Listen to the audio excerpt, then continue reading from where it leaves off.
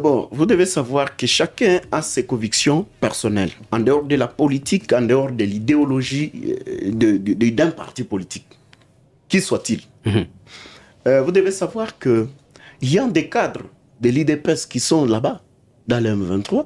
Il y a des cadres de tel ou tel autre parti politique qui sont là-bas.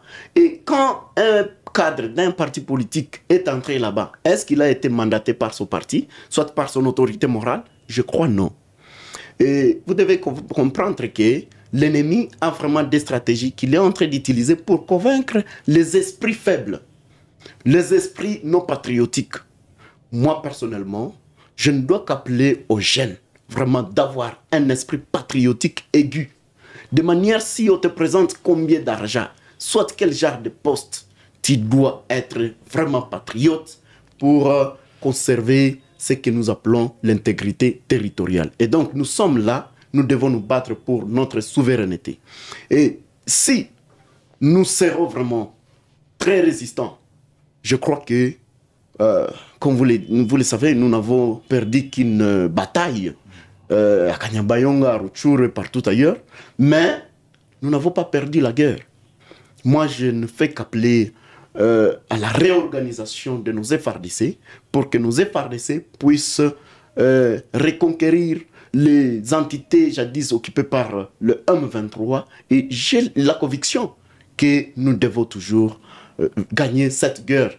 Apparemment, les gens sont en train de croire que c'est vraiment quelque chose de dur qui est entré, mais nous devons comprendre que nous sommes forts et nous sommes obligés de gagner cette guerre. Nous allons baisser les rideaux de la dimension assez politique de cette guerre, tout ce qui se passe à Lubero. Nous avons vu lorsque vous avez pris les pouvoirs comme député à l'Assemblée nationale, dans une interview accordée à un des confrères et l'un des doyens de la presse à Goma, Magloire Paluku, vous avez rassuré la population que vous aurez comme bataille la situation à l'est de la République démocratique du Congo. Votre intégration à l'Assemblée nationale, est-ce que ça a été facile? Vous devez d'abord comprendre qu'à un moment, l'Assemblée nationale a été étouffée. Elle a été étouffée par des enjeux politiques. Par les enjeux politiques, nous sommes passés par... il faudrait qu'on choisisse un président... D'abord, celui qui sera le président de l'Assemblée. Il faudrait qu'il y ait des tractations à partir de partis politiques et de forces politiques. Et cela nous a pris beaucoup de temps.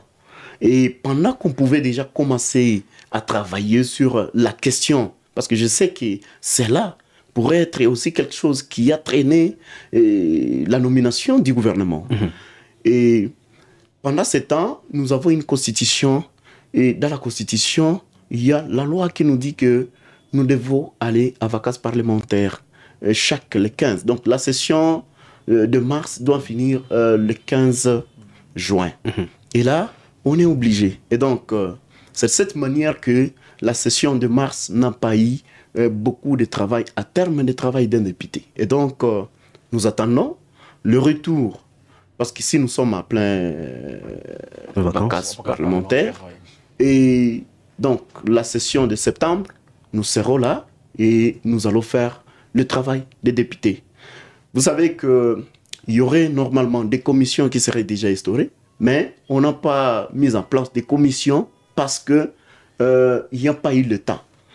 Et là, je crois que ce n'est pas la faute des députés, c'est la faute des enjeux qui étaient vraiment...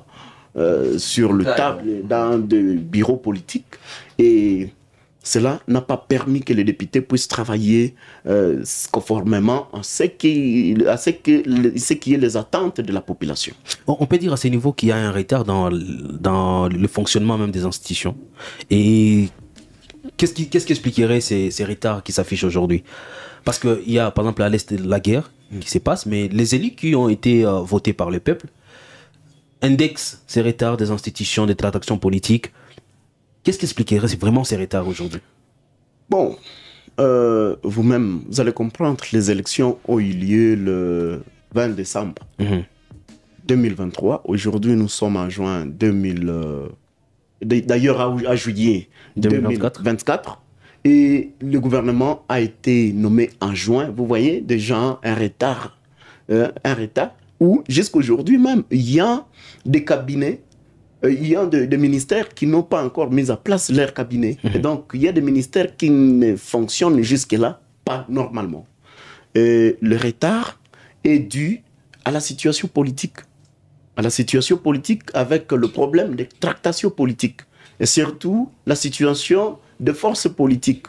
Donc, ne doivent qu'être servis le parti politique ou soit des regroupements politiques qui ont une telle force politique et qui a produit autant de députés et doit être servi ici. Peut-être aussi, on a amené à ce parti politique quelque chose, il semble ne pas être satisfait, il essaie de se battre encore une fois et c'est ce qui cause beaucoup de retard.